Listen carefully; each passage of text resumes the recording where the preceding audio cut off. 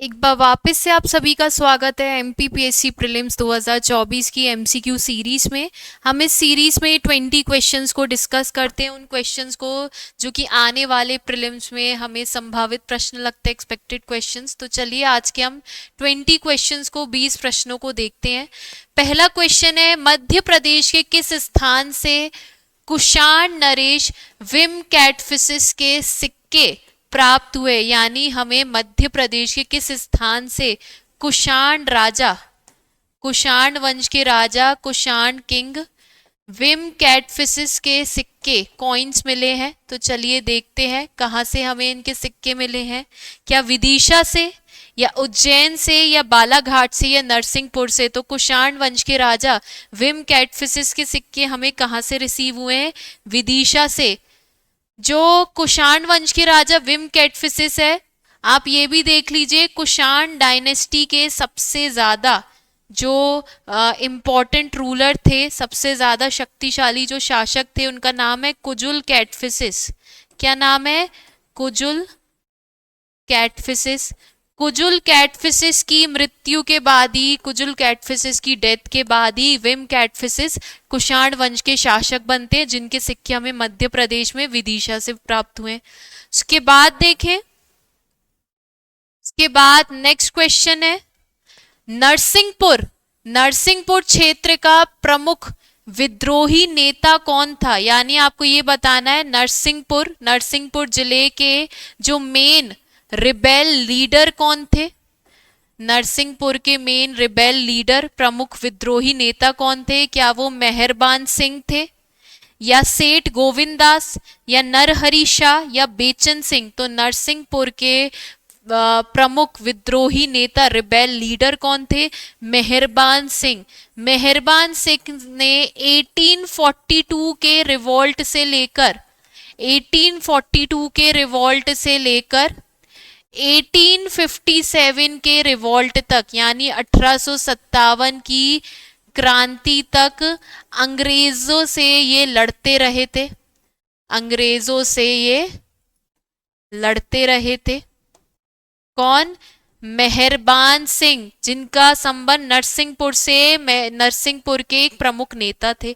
1842 से लेकर 1857 तक ये अंग्रेजों से लड़ते रहे थे। उसके बाद देखें, इसके बाद नेक्स्ट है, मध्य प्रदेश में क्रांतिकारी दल, यानी मध्य प्रदेश में रिवॉल्यूशनरी पार्टी की स्थापना कब, कहाँ की गई थी? यानी मध्य प्रदेश में क्रांतिकारी दल को कब स्टैब्लिश किया गया था और कहाँ पर स्टैब्लिश किया गया था? क्या जबलपुर में, या सतना में, या रीवा में, या फिर शाहपुर में? तो मध्य प्रदेश में क्रांतिकारी दल की स्थापना कहाँ की गई थी? जबलपुर में। और ये जो दल है क्रांतिकारी दल, इसकी स्थापना जबलपुर में की गई थी। कब की गई थी? तो 1907 में। ये ईयर इंपॉर्टेंट है, आपको पता होना चाहिए कि मध्य प्रदेश में क्रांतिकारी दल की स्थापना कब की गई? 1907 में, जबलपुर में। उसके बाद देखें, उसके बाद नेक्स्ट क्वेश्चन है, मध्य प्रदेश के गठन के समय कुल जिलों की संख्या कितनी थी? ये सिंपल क्वेश्चन है, लेकिन कभी कभी हम 42 है, 43 है, 44, हम ऐसे कंफ्यूज हो जाते हैं कि जब मध्य प्रदेश राज्य का गठन हुआ था, यानी जब Madhya Pradesh as a state existence में आया था, कब? 1 नवंबर 1956 में, जब Madhya Pradesh as a state form हुआ था, राज्य का गठन किया गया था, तब मध्य प्रदेश में क्या 42 स्टेट्स थे, 42 डिस्ट्रिक्ट्स थे, या 43 जिले थे, या 44, या 46? तब मध्य प्रदेश में कुल जिले की संख्या कितनी थी? तो वो थी 43। 43 डिस्ट्रिक्ट्स थे उस समय मध्य प्रदेश में, जब मध्य प्रदेश का गठन किया गया था। उसके बाद देखें,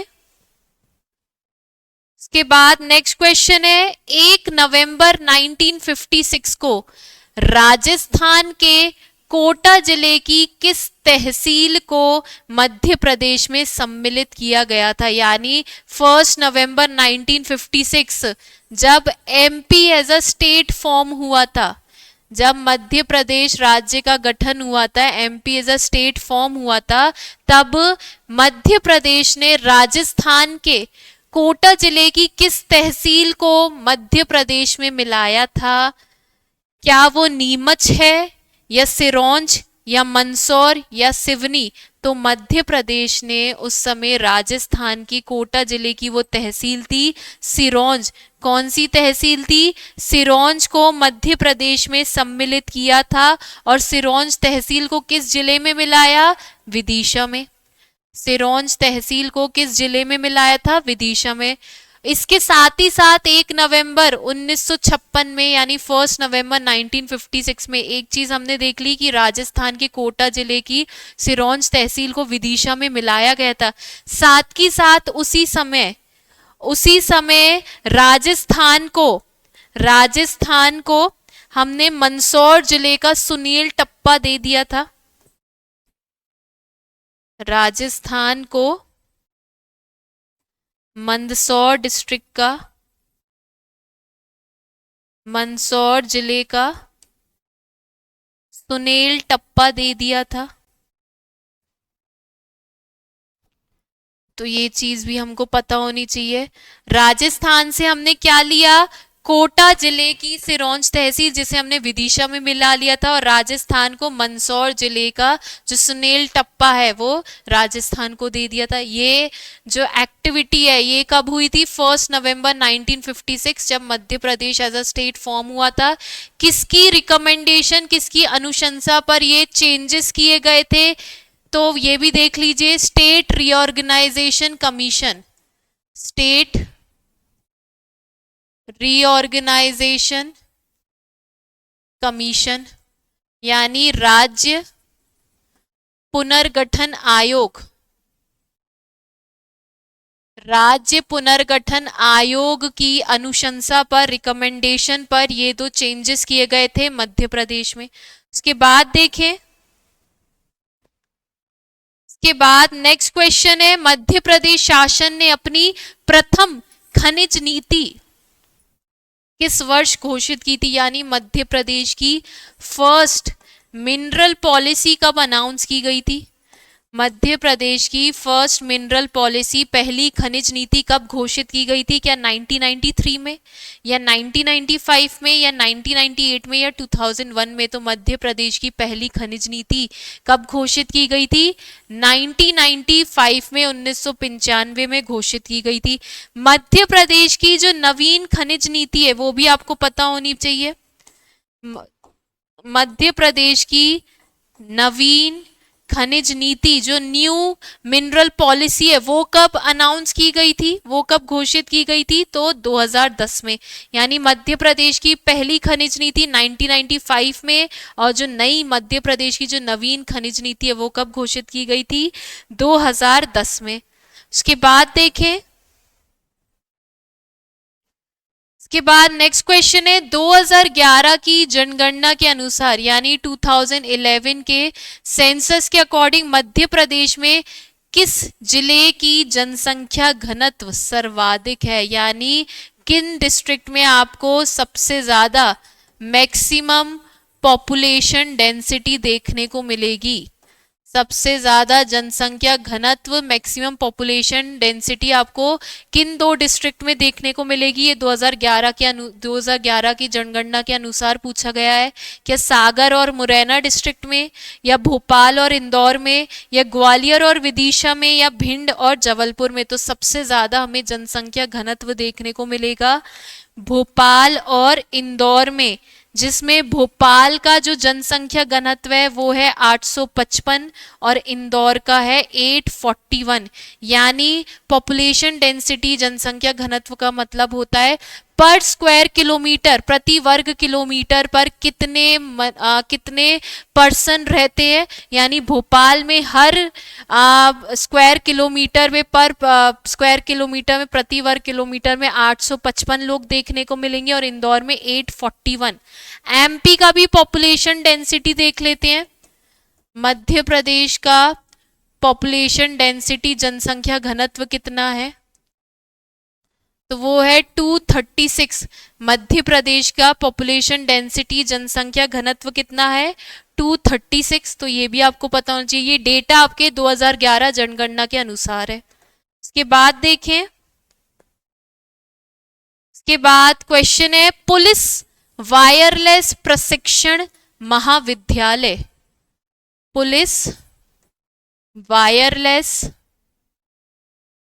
प्रशिक्षण यानी ट्रेनिंग, पुलिस वायरलेस प्रशिक्षण ट्रेनिंग महाविद्यालय यानी यूनिवर्सिटी। तो आपको ये बताना है कि ये जो महाविद्यालय यूनिवर्सिटी मध्य प्रदेश में कहाँ पर है, क्या ये इंदौर में है या जबलपुर में या पचमढ़ी में या फिर भोपाल में। तो ये कहाँ पर है, इंदौर में। इंदौर में आपको पुलिस वायरलेस ट्रेनिंग यूनिवर्सिटी देखने को मिलेगी। उसके साथ ही साथ आप लोग एक और पॉइंट, एक और फैक्ट यहाँ पर ऐड कर लीजिए जो कि है आपका countries first anti terrorism training school, countries first anti terrorism training school कहां पर खोला जाएगा, देश का पहला, देश का पहला, देश का पहला आतंकवादी, देश का पहला आतंकवादी विरोधी स्कूल, आतंकवादी विरोधी स्कूल कहां पर खोला जाएगा। ये पॉइंट भी इंपॉर्टेंट है कि देश का पहला एंटी टेररिज्म ट्रेनिंग स्कूल कहां पर खोला जाएगा, तो ये खोला जाएगा भोपाल में। ये चीज इंपॉर्टेंट है क्योंकि ये देश का पहला है और मध्य प्रदेश में खोला जा रहा है, भोपाल डिस्ट्रिक्ट में। तो हमने क्या देख लिया कि पुलिस वायरलेस ट्रेनिंग यूनिवर्सिटी कहां पर है, इंदौर में, और कंट्री का पहला एंटी टेररिज्म ट्रेनिंग स्कूल कहां खोला जा रहा है, भोपाल में। उसके बाद देखें, इसके बाद नेक्स्ट क्वेश्चन है मध्य प्रदेश के निम्नलिखित किस विधानसभा क्षेत्र में यानी किस लेजिस्लेटिव असेंबली एरिया में सर्वाधिक सीटें अनुसूचित जाति यानी एससी शेड्यूल कास्ट के लिए आरक्षित की जा रही है, रिजर्व्ड है। तो आपको वो शेड्यूल्ड, आपको ये बताना है कि मध्य प्रदेश में वो ऐसे लेजिस्लेटिव असेंबली एरियाज कौन से हैं जहां पर शेड्यूल कास्ट यानी अनुसूचित जाति के लिए सीट्स रिजर्व की जा रही है, सर्वाधिक सीट्स। क्या वो मुरैना, दतिया, उज्जैन या फिर ये तीनों ही है। तो मुरैना, दतिया, उज्जैन, इन तीनों ही जिलों में, इन तीनों ही डिस्ट्रिक्ट्स में एससी के लिए सीट्स रिजर्व की जा रही है। लेजिस्लेटिव असेंबली में दो दो सीट्स रिजर्व की जा रही है। और अगर आप देखेंगे मध्य प्रदेश की जो विधानसभा है, मध्य प्रदेश की जो लेजिस्लेटिव असेंबली है, मध्य प्रदेश की लेजिस्लेटिव असेंबली विधानसभा की टोटल सीट्स कितनी है, टोटल सीट्स है 230। मध्य प्रदेश की जो विधानसभा है लेजिस्लेटिव असेंबली, उसमें टोटल सीट्स कितनी है 230, जिसमें एसटी के लिए कितनी रिजर्व की गई है, एसटी यानी शेड्यूल्ड ट्राइब्स के लिए कितनी सीट रिजर्व की गई है, साथ ही साथ एससी के लिए कितनी सीट्स रिजर्व की गई है। तो शेड्यूल्ड ट्राइब के लिए रिजर्व की गई है 47 और एससी के लिए 35। लोकसभा जो अपनी मध्य प्रदेश की जो विधानसभा है उसमें कुल सीट है 230, जिसमें एसटी के लिए रिजर्व की गई है 47 और एससी के लिए 35। और क्या कहा जा रहा है कि आपको क्वेश्चन में ये पूछा गया था कि सर्वाधिक सीटें किन जिलों में रखी गई है एससी के लिए, शेड्यूल कास्ट के लिए विधानसभा में, लेजिस्लेटिव असेंबली में। तो मुरैना, दतिया, उज्जैन, दो दो सीट्स यहाँ पर रिजर्व करी गई हैं। इसके बाद देखें, के बाद नेक्स्ट क्वेश्चन है अलीराजपुर जिला विधिवत रूप में कब अस्तित्व में आया, यानी अलीराजपुर डिस्ट्रिक्ट कब एज अ एक्सिस्टेंस में आया, एज अ डिस्ट्रिक्ट जिले के रूप में। क्या 10 मार्च 2008 में, 15 अप्रैल 2008 में, 17 मई 2008 में या 21 जून 2008 में। तो अलीराजपुर जिले के रूप में यानी जिला विधिवत रूप में कब अस्तित्व में आया, 17 मई 2008 में। अलीराजपुर किस जिले से अलग होकर बना था, तो अलीराजपुर झाबुआ जिले से अलग होकर बना था कब? 17 मई 2008 में। तो ये चीज आपको पता होनी चाहिए। और अलीराजपुर कितने नंबर का डिस्ट्रिक्ट बना था? 49th नंबर का।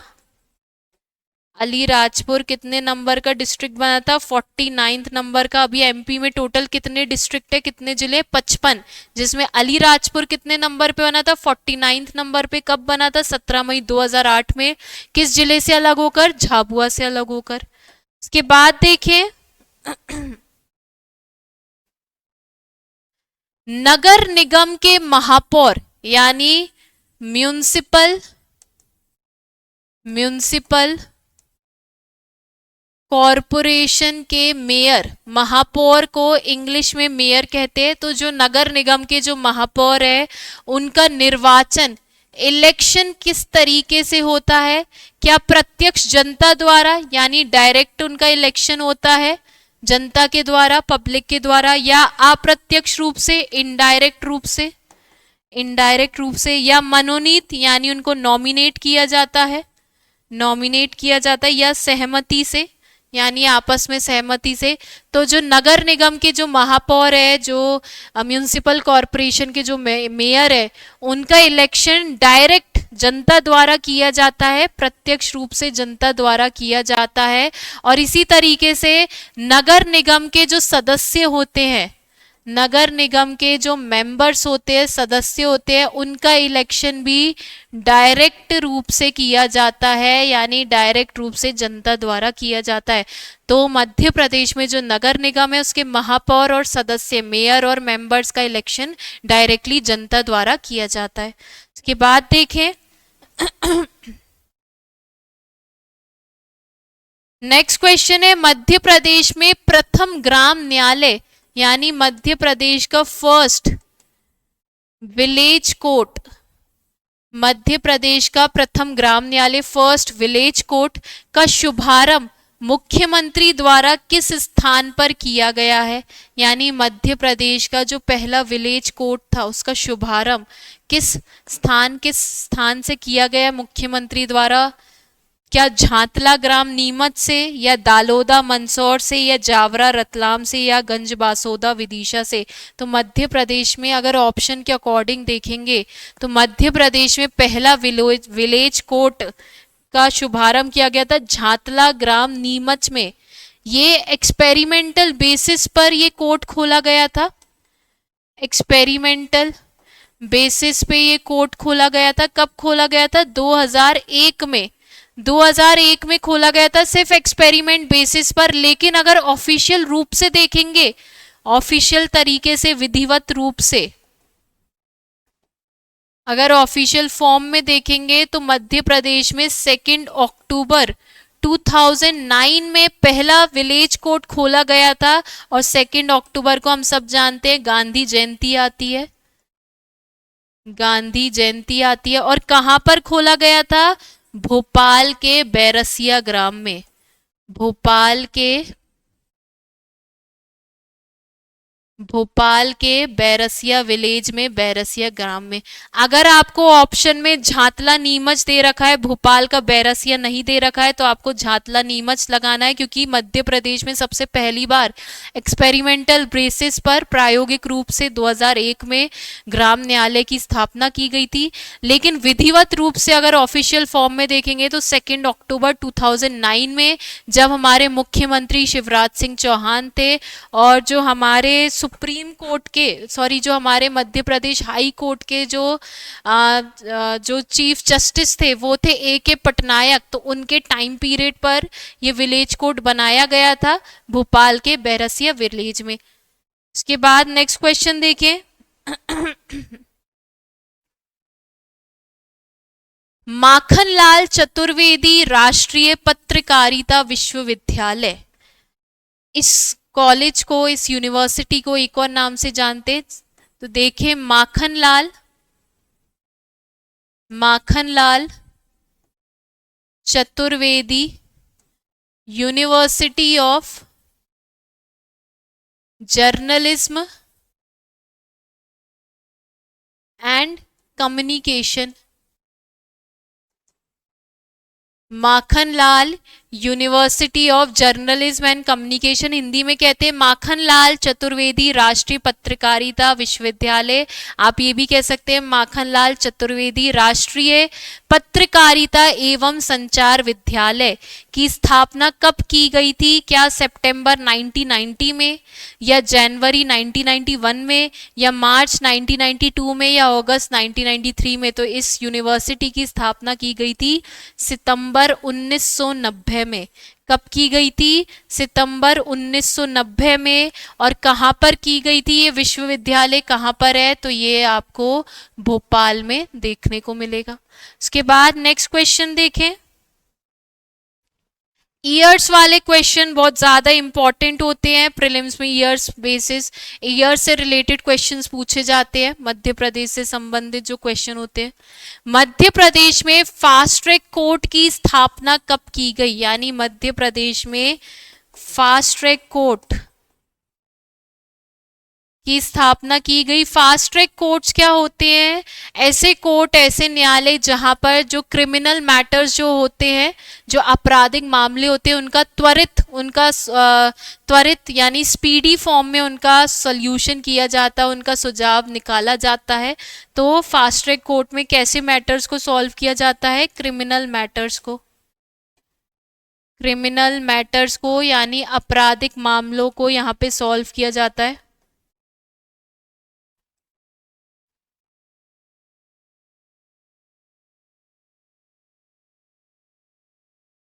जो फास्ट ट्रैक कोर्ट है उनमें क्रिमिनल मैटर्स, आपराधिक मामलों को त्वरित रूप से यहाँ पर उनको सुलझाया जाता है। क्या जो फास्ट ट्रैक कोर्ट्स उनकी स्थापना 1995 में हुई थी, या 1997 में, या 2001 में, या 2005 में? तो मध्य प्रदेश में फास्ट ट्रैक कोर्ट की स्थापना कब हुई थी? 2001 में। 2001 में इन कोर्ट्स की स्थापना हुई थी। और अगर आपसे डेट पूछ ली जाए तो 1 अप्रैल 2001 में इन कोर्ट्स की स्थापना हुई थी मध्य प्रदेश में। उसके बाद देखें, उसके बाद नेक्स्ट क्वेश्चन है, बुंदेलखंड प्रदेश की सबसे ऊंची चोटी, यानी आपको बुंदेलखंड की हाईएस्ट पीक बतानी है। सिद्ध बाबा जो है उसकी ऊंचाई कितनी है, आपको हाइट बतानी है। बुंदेलखंड की सबसे ऊंची चोटी है सिद्ध बाबा, उसकी हाइट कितनी है बतानी है। क्या वो 1050 मीटर है, या 1172 मीटर है, या 1325 मीटर है, या 1285 मीटर? तो जो बुंदेलखंड की जो सबसे ऊंची चोटी जो है, हाईएस्ट पीक जो है सिद्ध बाबा, उसकी ऊंचाई कितनी है? 1172 मीटर। अब हम ये देख लेते हैं कि सिद्ध बाबा की चोटी किस जिले में आती है। तो ये आती है दतिया जिले में। सिद्ध बाबा की चोटी किस डिस्ट्रिक्ट में आती है? दतिया डिस्ट्रिक्ट में, दतिया जिले में आती है। और सिद्ध बाबा की चोटी किन पर्वत श्रेणी पर है? ये भांडेर श्रेणी, भांडेर रेंज पर है। सिद्ध बाबा की चोटी जो है ये बुंदेलखंड में जो भांडेर रेंज है वहां पर आपको देखने को मिलेगी। और भांडेर रेंज किन किन जिलों में फैला हुआ है? तो ये भी देख लीजिए। भांडेर रेंज फैला हुआ है पन्ना, छतरपुर और दतिया में। पन्ना, छतरपुर और दतिया डिस्ट्रिक्ट में। तो हमने क्या देख लिया कि बुंदेलखंड की सबसे ऊंची चोटी कौन सी है? सिद्ध बाबा। सिद्ध बाबा की हाइट कितनी है? 1172 मीटर। सिद्ध बाबा कौन से जिले में आता है? दतिया डिस्ट्रिक्ट में आता है। दतिया डिस्ट्रिक्ट में आपको ये पीक देखने को मिलेगी। जो सिद्ध बाबा चोटी है ये कौन सी पर्वत श्रेणी, कौन सी माउंटेन रेंज पर आती है? भांडेर रेंज पर। भांडेर रेंज किन किन जिलों में फैला हुआ है? जो ये पर्वत श्रेणी है किन किन जिलों में फैली हुई है? तो ये छतरपुर, दतिया और पन्ना जिले में। इसके बाद नेक्स्ट क्वेश्चन देखें। नेक्स्ट क्वेश्चन है आपका, मालवा के पठार यानी मालवा प्लेट्यू, मालवा के पठार, मालवा प्लेट्यू की सबसे ऊंची पर्वत चोटी, यानी आपको मालवा पठार की सबसे ऊंची चोटी, हाईएस्ट पीक बतानी है। कौन सी है? क्या वो धजारी है, या गुरु शिखर या सिगार या जानापाव? तो मालवा प्लेट्यू की, मालवा के पठार की सबसे ऊंची चोटी कौन सी है? सिगार, जिसकी हाइट कितनी है? 881 मीटर। सिगार चोटी की, सिगार पीक की हाइट कितनी है? 881 मीटर। और ये किन पर्वतमाला में आती है? विंध्याचल, विंध्याचल माउंटेन रेंज में आपको देखने को मिलेगी। विंध्याचल माउंटेन रेंज, विंध्याचल पर्वतमाला में। और किस जिले में? इंदौर में, इंदौर डिस्ट्रिक्ट में। तो मालवा के पठार की सर्वोच्च चोटी कौन सी है? वो है सिगार, जिसकी हाइट है 881 मीटर। ये सिगार चोटी इंदौर में आती है। और सिगार चोटी कौन सी पर्वतमाला में, कौन से माउंटेन रेंजेस में देखने को मिलेगी? विंध्याचल। इसके बाद देखें, पन्ना की प्रसिद्ध हीरे की खानें, यानी पन्ना के जो फेमस डायमंड की माइंस है, डायमंड माइंस, हम सब जानते हैं कि भारत में मध्य प्रदेश एकमात्र ऐसा राज्य, एकमात्र ऐसा स्टेट है जहां से डायमंड का प्रोडक्शन होता है। और मध्य प्रदेश में वो जिला कौन सा है जहां से डायमंड का प्रोडक्शन होता है? पन्ना। तो पन्ना में जो प्रसिद्ध डायमंड की खदानें हैं, माइंस है, वो किन चट्टानी क्षेत्र में स्थित है, यानी किन रॉक एरिया में आपको देखने को मिलेगी? क्या वो कडप्पा शैल समूह है, या विंध्यन शैल समूह, या मध्य गोंडवाना शैल समूह, या अपर गोंडवाना शैल समूह? तो ये आपको जो हीरे की खदानें हैं, ये आपको कडप्पा शैल समूह, यानी ये आपको कडप्पा रॉक ग्रुप में देखने को मिलेगी। कडप्पा रॉक ग्रुप में देखने को मिलेगी, जहां पर आपको जो हीरे की खदानें हैं उसकी कौन सी सीरीज देखने को मिलेगी? Bijawar series, Bijawar series. Bijawar series जो है वो कडप्पा रॉक ग्रुप में आती है, जहां से हीरे का उत्खनन यानी डायमंड का प्रोडक्शन किया जाता है। उसके बाद देखें,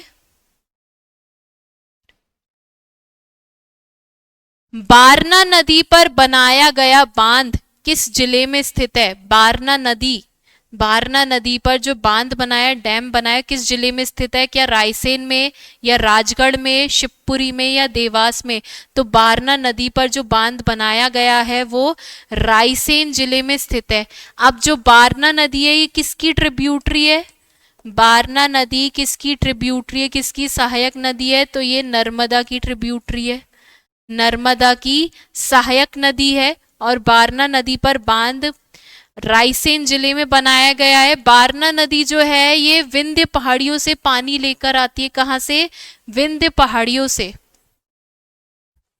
विंध्य पहाड़ियों से जल लेकर आती है। जो विंध्यन माउंटेन्स है ये वहां से जल लेकर आती है। तो आपसे पूछ लिया जाएगा कि बारना नदी कौन से माउंटेन्स पर है? तो विंध्यन माउंटेन्स पर, विंध्य पर्वत श्रेणियों पर। और इस पर जो बांध बना है वो किस जिले पर है? रायसेन में। बारना किसकी ट्रिब्यूटरी, किसकी सहायक नदी है? नर्मदा की। उसके बाद नेक्स्ट क्वेश्चन देखें,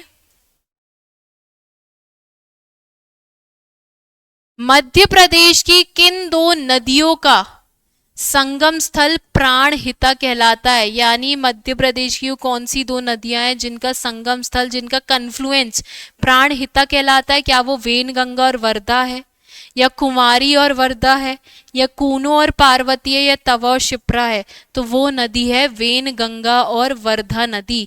ये जो प्राणहिता, जो ये संगम बनाती है, वेनगंगा और वर्धा नदी आपस में मिलकर जो प्राणहिता नाम का संगम बनाती है, कहाँ पर बनाती है?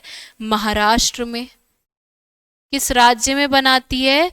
महाराष्ट्र में। मध्य प्रदेश के दक्षिण से होती हुई, बहती हुई जाती है दोनों नदियां महाराष्ट्र में, और प्राणहिता संगम बनाती है। इसके बाद आज का आखिरी क्वेश्चन देखें, भालकुंड जलप्रपात कहां पर स्थित है? भालकुंड जलप्रपात, भालकुंड वाटरफॉल कहां पर है? भालकुंड वाटरफॉल क्या ये बेड़ाघाट में है, या अरावली श्रृंखला, या सागर के पास, या रीवा के पास? तो भालकुंड जलप्रपात, भालकुंड वाटरफॉल कहाँ है? सागर के पास। सागर के पास राहतगढ़ नाम की जगह है, वहां पर हमें भालकुंड वाटरफॉल देखने को मिलेगा। कहाँ पर है? सागर के पास राहतगढ़ नाम की जगह है, वहां पर आपको ये वाटरफॉल देखने को मिलेगा। किस नदी पर है? बीना नदी, बीना रिवर पर है। और बीना नदी किसकी ट्रिब्यूटरी है, किसकी सहायक नदी है? बीना नदी किसकी ट्रिब्यूटरी है, किसकी ये सहायक नदी है? तो बीना नदी बेतवा नदी की सहायक नदी है, बेतवा की ट्रिब्यूटरी है। तो ये आज के आपके 20 क्वेश्चंस थे, 20 प्रश्न थे। आप लोग प्लीज कमेंट सेक्शन में बताइए कि आपको ये सीरीज कैसी लग रही है और ये क्वेश्चंस कैसे लग रहे हैं। आप लोग वीडियो देखते तो है लेकिन लाइक नहीं करते, तो आप लोग लाइक भी कीजिए और कमेंट भी कीजिए कि आप लोग कितना स्कोर कर रहे हैं। चलिए, धन्यवाद।